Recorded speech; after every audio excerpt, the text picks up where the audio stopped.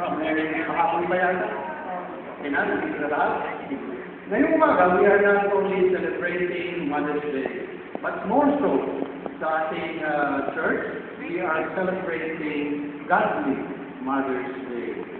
So meron akong i-share na gift na prayer ng isang nanay na siya ay na Happy Mother's Hindi pa gusto ng Mother's Day, no? Pero you are a blessed mother. Ito ang prayer ni Mary, the mother of Jesus, na pwedeng maka-identify natin mga nanay.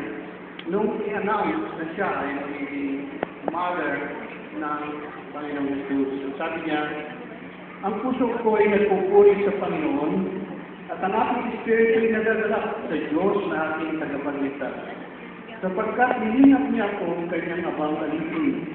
Mula ngayon, ang lahat ng tao ay tatawagin akong mapalad. Dahil sa mga dakilang bagay na ginawa sa akin ng makapangyarihan, siya ay banal. Ang kanyang kahabagan ay para sa mga tao. At sa lahat ng saling lahing may takot sa kanya, ipinakita niya ang lakas ng kanyang mga isip. Nilito niya ang mga may palalong isip. Tinanggal sa kanilang luklukan ang mga kapangyarihan at itinaas ang mga nasa abang kalagayan. Pinasagalan niya sa mabuting bagay ang mga matuspalad at pinaalis ng walang dalang anuman ang mga mayayaman. Tinulungan niya ang kanyang bayan Israel at naalala ito upang kanyang kahabagan. Tinupad niya ang kanyang pangako sa ating mga ninuno kay Abraham at sa kanyang lahi magpakailanman.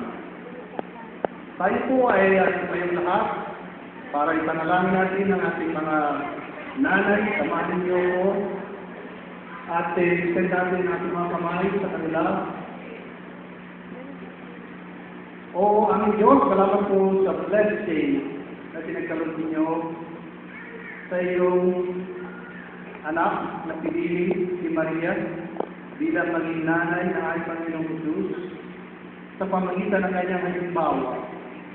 Ang mga nanay na ito, Diyos, ay sumusunod sa inyo, mga tagubilin at halimbawa sa pamagitan ng ni Maria. Katulad niya, siya ay maka-Diyos. At ang lahat ng mga papuri sa kanya ay binabalik niya sa iyo. O Diyos, tunay na kami, mga anak, mga asawa, mga kamag-anak, ay na-bless.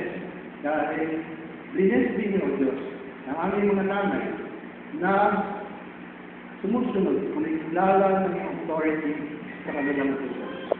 Sulangin namin ang patuloy na legacy nila, influence nila sa aming church, sa aming mga pamilya, at sa lahat din sa aming bansa sa buong daigdig, na ang kanilang mga mabubuting gawa ay sundan nila upang sila man, O Diyos, sa pagiging ina nila ay maging patotoo na si Jesus Cristo ang siyang Panginoon at ang aming Diyos na pinanampalataya ay ang tunay na Diyos na makapangyarihan sa lahat.